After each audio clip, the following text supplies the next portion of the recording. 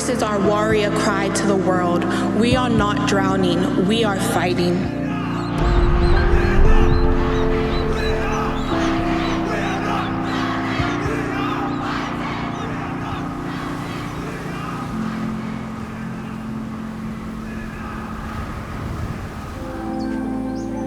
I grew up learning that forests are the lungs of the earth, absorbing the carbon in our atmosphere.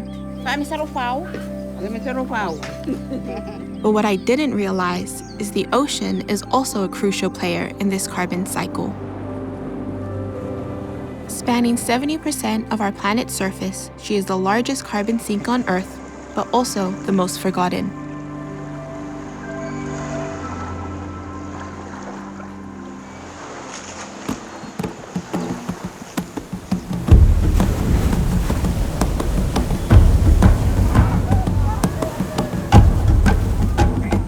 Fiji is home to some of the best climate warriors I know, all raised by the ocean. However, beneath the ocean lies clear signs of a depleting ecosystem. Made up of over 300 islands, it's a nation deeply connected to the ocean, a vital lifeline that sustains its people, culture, and economy.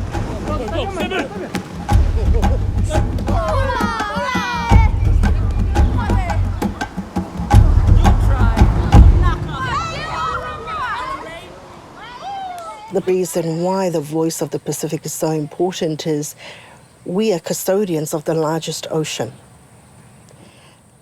And so we have a huge responsibility to that ocean.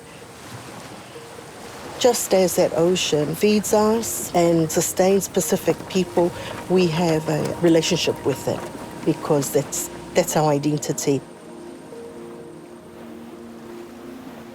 I spent most of my childhood on two islands, Bau Island and Seru Island. Just every day waking up to the sea, having to cross the sea, going out to sea to get food, playing by the sea, like everything was always around the sea. You just can't help but look at her and think, this is part of me, this is my family, this is something I should also be protecting and loving like I do all of my family. You're very strong right now. For the people of Fiji, the ocean has been a source of life. Now the life of the ocean is depleting as it's being polluted, warming drastically, and expanding at unprecedented rates.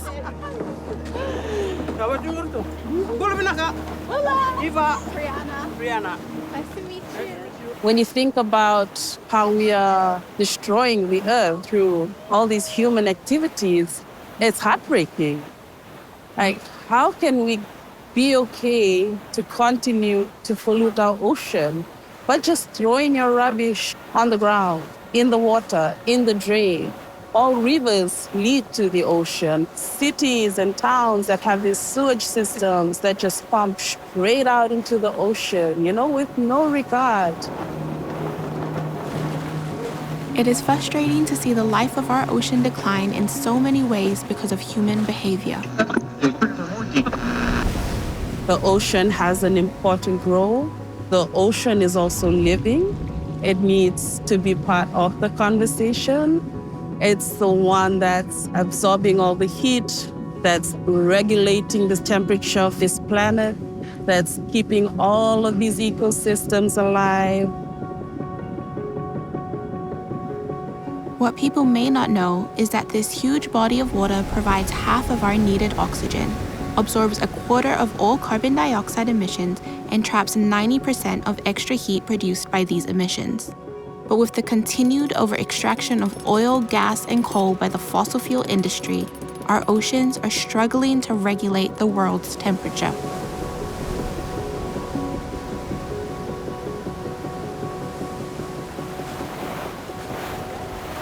When you think about the ocean, there is a certain temperature that makes it a livable environment.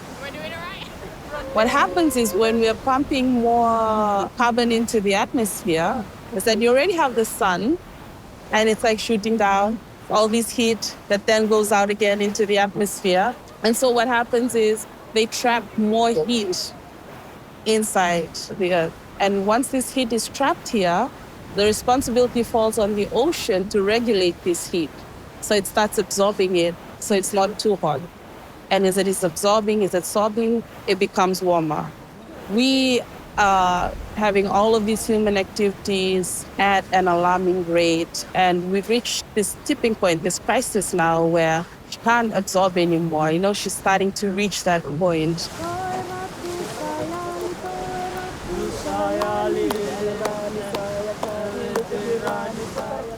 The forests are trying their best. The mangroves are trying their best. The ocean is trying their best. The humans really should be trying their best too. We'll open up. Okay. Yeah? Alice is good. At least you've got me. Yeah.